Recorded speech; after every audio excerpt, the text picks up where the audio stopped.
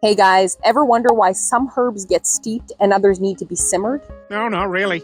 Let's break down the difference between infusions and decoctions. That won't be necessary tonight. Infusions are for the delicate parts of the plant.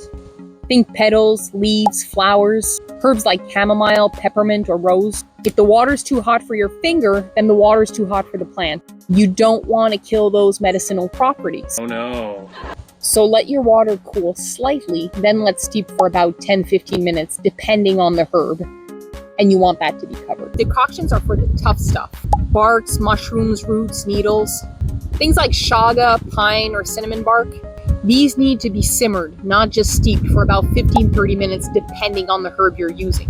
This is to extract their medicinal compounds. Now, of course, guys, there are exceptions. Think of Cistus and Canis, for example. One of the best biofilm busters in nature. It looks delicate, but it's actually brewed as a decoction. So always do your research. Herbalism is both an art and a science. Really? Well, I hope that cleared things up for you. If you want to work on your own herbal stash, I'll be sure to leave my favorite shop in the description box below. Make sure to like and subscribe for more not-so-average wellness content. See you soon, guys.